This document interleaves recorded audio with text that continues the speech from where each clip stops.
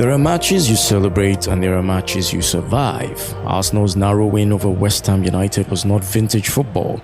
It was not the free-flowing symphony many associate with Mikel Arteta's side. There were no long stretches of dominance, no irresistible attacking waves, no feeling that Arsenal were fully in control.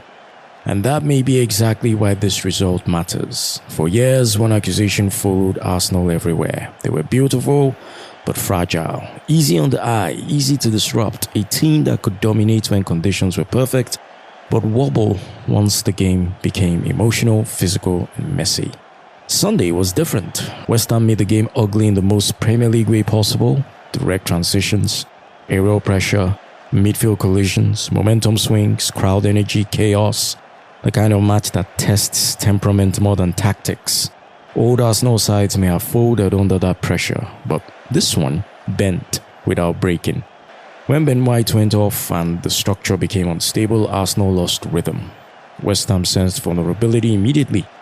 The midfield spacing stretched, second balls became battles instead of recoveries, and suddenly the game was being played on West Ham's emotional terms. Yet Arsenal stayed alive. Championship winning teams develop what Sir Alex Ferguson's great sides had, what Jose Mourinho's Chelsea had, what Pep Guardiola's Manchester City learned over time. The ability to win matches they probably do not fully deserve to control. The scary part of the rest of the league is this: Arsenal are beginning to collect those wins now. Martin Odegaard's calming influence off the bench changed the emotional temperature of the match. Declan Rice looked more like a leader than simply a midfielder. David Raya delivered one of those goalkeeper performances that become season-defining months later when fans look back at the table. These are not just tactical developments, they are psychological developments. And title races are often decided psychologically long before mathematics confirms anything. There's also something symbolically important about Arsenal learning to win through discomfort. English football has historically respected resilience almost more than its history. Fair or unfair, teams are not fully trusted here until they prove they can survive storms, hostile away grounds, and ugly afternoons where the football itself barely cooperates. Sunday, Arsenal passed another one of those exams. For us here at Up Gunners, the biggest takeaway may not even be the 3 points. It is the growing feeling that this Arsenal side is developing layers. Earlier Arteta teams often needed control to feel secure.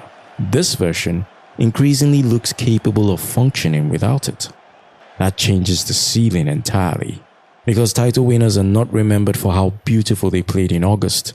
They are remembered for the difficult away wins in May that kept the engine alive.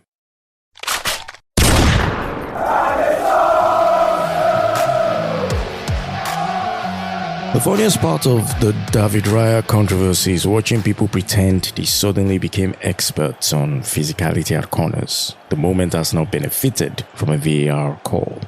And for years, fans screamed that goalkeepers needed more protection. Every weekend, pundits dissected shirt pulls, blocks, grappling, and clever dark arts in the 6-yard box. But the second Pablo wrapped an arm across Raya during West Ham's stoppage-time scramble, a section of football internet suddenly discovered a new religion: game has gone soft. This is not really about consistency. I'm talking about the hate watchers now. Arsenal have become the club many neutrals emotionally invest against. So the reaction was never going to be measured. If that exact incident happened to, say, Man City, the discourse is clear foul. But because it preserved Arsenal's title push, people began acting like Raya should have levitated through a forearm around his neck and magically claimed the ball anyway. Even Roy Keane, not exactly chairman of the Arsenal Supporters Club, called it really silly from West Ham, because VAR checks everything around goalkeepers now. And VAR probably got this one right. That's what really hurts here. The freeze frames showed Raya's arm being restricted. Multiple angles showed contact affecting his movement, including a hand that was pulling the jersey from behind. Now, former referees, pundits, and even usually skeptical voices around VAR largely agreed on the decision. The meltdown then was less about the law and more about the consequences. Arsenal stayed alive in the title race. West Ham slipped deeper into relegation trouble. One decision shifted emotions at both ends of the table in a single moment. Gary Neville, calling it the biggest moment in VAR history, captured that perfectly. Now, football hate watchers love chaos until the chaos follows the rules. Then suddenly, the conspiracy threads begin. What's left for Arsenal this season is not just fixtures, it's history staring them directly in the face. For years, Arsenal were mocked as the nearly men of the modern era. Too soft, too emotional, too young. Every spring came with the same lazy script. Wait until the pressure arrives. Well, the pressure arrived, and somehow Arsenal are still standing. Now, the runway is brutally simple. Burnley at the Emirates, Crystal Palace away. Then potentially a Champions League final against Paris Saint-Germain in Budapest. That's all that separates this Arsenal side from immortality. And maybe that is why every refereeing decision now feels like a geopolitical event. Every Raya save becomes discourse. Every corner becomes a conspiracy thread. The closer Arsenal get, the louder the noise becomes. Rival fans are no longer bantering Arsenal, they are bargaining with fate. Because deep down, people can feel it. This team has changed. Old Arsenal sides would have folded at the Etihad defeat. They would have spiraled after a controversial moment. They would have blinked. Instead, Arteta's team responded with controlled wins, defensive discipline, and the kind of ugly resilience title-winning teams usually discover years later. And here's what's truly frightening for the rest of the league. This still does not feel like Arsenal's final form.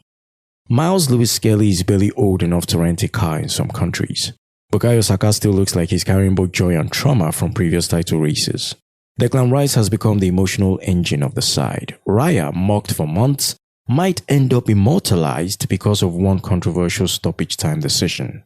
Football rights scripts even Netflix would reject for being unrealistic. What's left now is nerve. 2 league games, 90-minute stretches that will feel like entire lifetimes. Then maybe the biggest European night Arsenal Football Club has seen since Paris 2006. The hate watchers are praying for collapse because they understand what comes next if Arsenal finish the job. The banter era officially dies. The young team caveat disappears. The excuses evaporate. And suddenly the rest of English football has to confront a terrifying possibility.